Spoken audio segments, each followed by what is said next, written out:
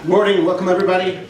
It's with tremendous excitement and gratitude that we welcome you to the second annual breakfast and Torah learning celebration of the Long Island Torah Network. The truth is that any good partnership has its disagreements. Earlier this year, Rabbi Becker, Rabbi Grossman, and myself had a disagreement about the name, the Long Island Torah Network. I was concerned perhaps that it was a bit too wordy. We need something a little bit more suave, something more hip. Rabbi Becker felt strongly that the name was very apropos. Rabbi Grossman was somewhere in the middle. But the truth is that I think Rabbi Becker is right. The name, the Long Island Torah Network, really surmises and sums up what we do. We are here to be a bastion of Torah, of a joyful Judaism for everybody on Long Island. The sages teach us that Torah study has both a practical effect on a person as well as a mystical effect. Formidable personalities such as John Adams, Woodrow Wilson, Winston Churchill, and of course Mark Twain, who authored the famous poem concerning the Jews. And each of them expresses their wonder and their intrigue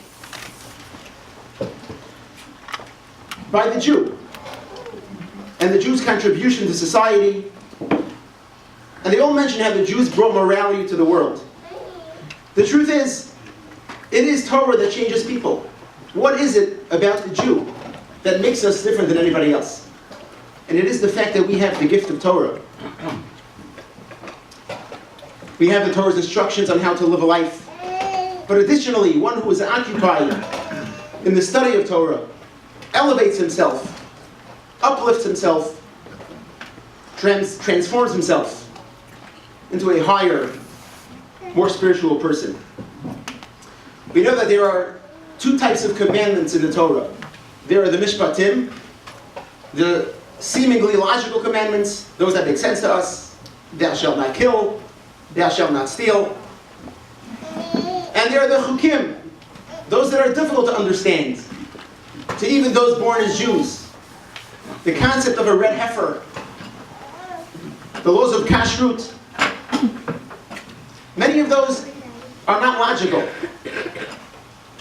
Yet the Torah tells us something very interesting.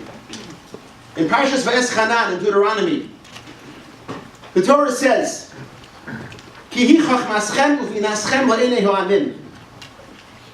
Regarding the chukim, regarding the quote-unquote illogical commandments, it is your wisdom and your discernments to the eyes of the nations.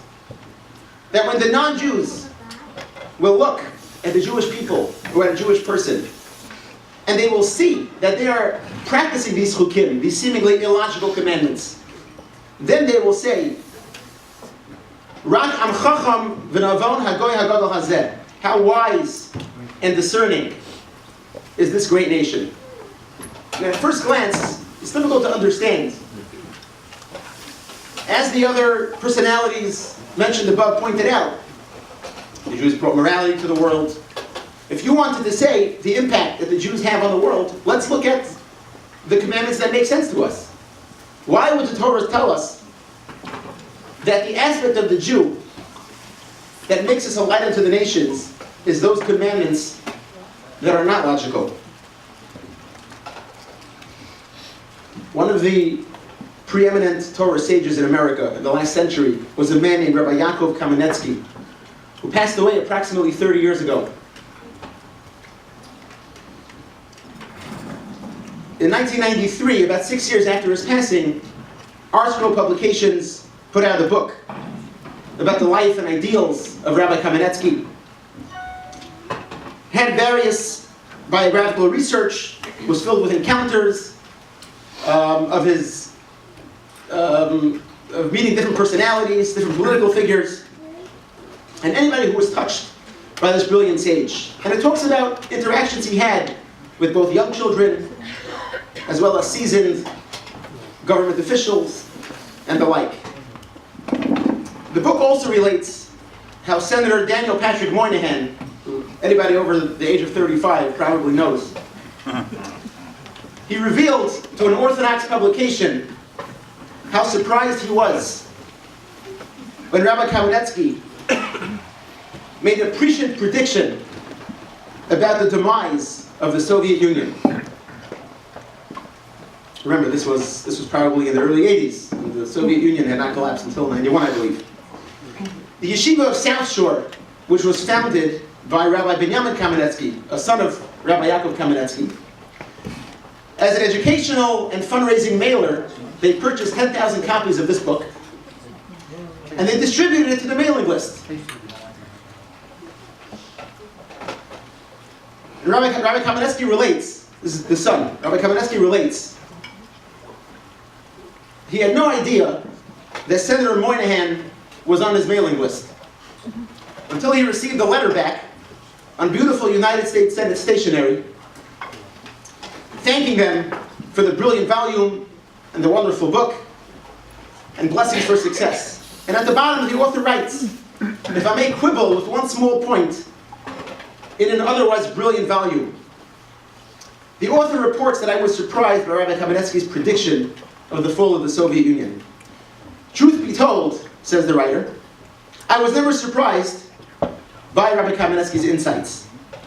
They only reaffirmed to me the age-old biblical promise that Torah knowledge is your wisdom and understanding before the nations of the world. And it was signed Daniel Patrick Moynihan. That is the power of Torah, my friends. Somebody who has Torah inculcated within him was able to see into the future, so to speak. He was able to predict the fall of perhaps the second most powerful nation in the world at the time. Whether we understand the commandments of the Torah, whether we don't understand them, they uplift us, they change us. And we're here today to celebrate the accomplishments of those who are involved in our various programs. The truth is that there are many, many more people who should be celebrating today because of their Torah study, and for various reasons they couldn't be here today. Or maybe next time we'll schedule our event instead of in early February. Maybe we'll make it during high holiday season. Maybe people will be able to come. But in any event, we're celebrating with those that are here, those that are not here. And the truth is, when it comes to Torah study, it's not all or nothing. Our sages teach us that man is compared to Eitz HaSadeh, a tree. How is man compared to a tree? A tree's early foundation begins with a small seed. That seed is planted, cultivated, nurtured, pruned, watered. The tree goes through seasons, storm, winds, it has good days, bad days. But the tree is resilient. And the tree eventually emerges the strong, proud, solid, magnificent work of nature that it is. And man is the same way, especially in regards to Torah study. All it takes is a small seed. People maybe perhaps spend 10 minutes of Torah study. They went to that class. They took on one extra commandment.